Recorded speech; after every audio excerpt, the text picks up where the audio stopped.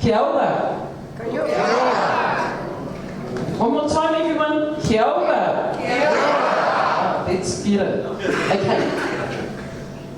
If that's the first time you've heard that phrase, that is our informal phrase, and we use it to say hello. Now we also use it to say thank you or goodbye, but in its true essence, good health. And it's a phrase we like all our visitors to use. So please use this phrase while you're visiting. One more time, kia ora. Kia ora. Fantastic. Okay, so my name is Manawa, and I'm going to be your host and your guide this evening. And I'm going to try and help you learn a little bit about we, the Maori. Now, how I started this off with is what we call a mihi. Now, can you all say mihi? Mihi. Okay, what's a mihi? It is an acknowledgement to you, our guest. It's also a welcoming and a thank you for taking time out of your evening, out of your holiday, to come and share here with us. How I did this was I acknowledged you all for coming here. I then identified myself by talking about my mountain, my lake, and also Te Puna Tapu o Tūhui, the sacred spring of Tūhui here at Mitai Maori village. I then supported this speech with a song, and it was a really basic speech, but that is the way our people will greet visitors like yourselves formally in spaces just like this. So, moving on everybody. My people, 20 generations ago, actually in my family,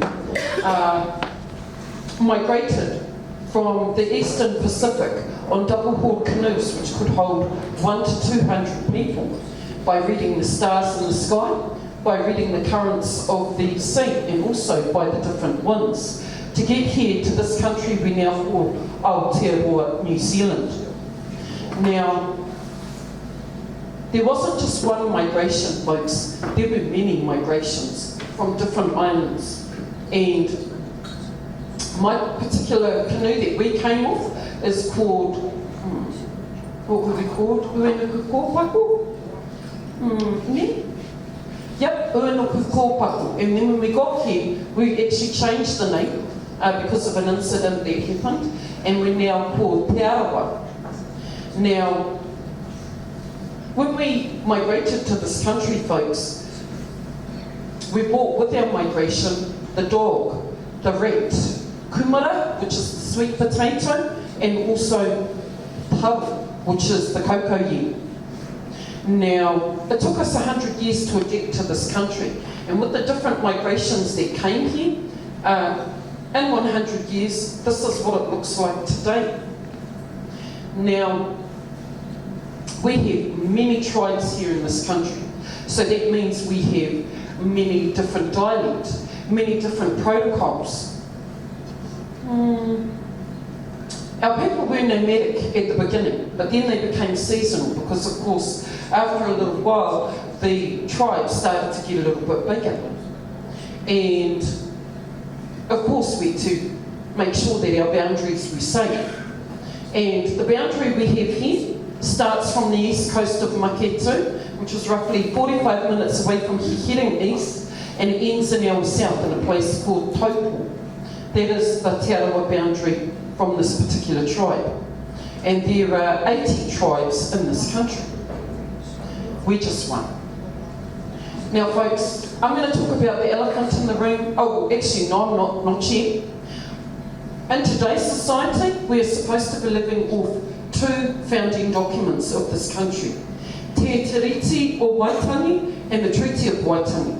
And these two documents are very controversial. Why? Because one is written in Maori and the other one is written in English. And both are very different translations. Now we do actually have Maori speaking schools here in this country. They start from kindergarten, move into primary, intermediate, high school. You can even get a doctorate in the Maori language at university if you wanted to. And these schools are not just limited to Maori. Anyone can attend them. Okay, now I'll talk about the elephant in the room, which is the tattoo on my face. Now, I'm not going to give too much away, folks, other than to tell you that women have chin tattoos. They may have their lips done, they may not. Men have full facial tattoos. Men also have waist to the knee tattoos. And these are traditional. And today it's about reclaiming back, or for some of us, we all have different reasons why we take on board the traditional tattoo. But for me, it's about one of the things about reclaiming back what was taken from our people 3 to 4 generations ago. The other thing that I'll tell you, folks, is that it is usually the same template. As you go from tribe to tribe, the stories may differ, the names may differ, and the patterns and designs will definitely differ. That will actually tell you which tribe that particular person is from.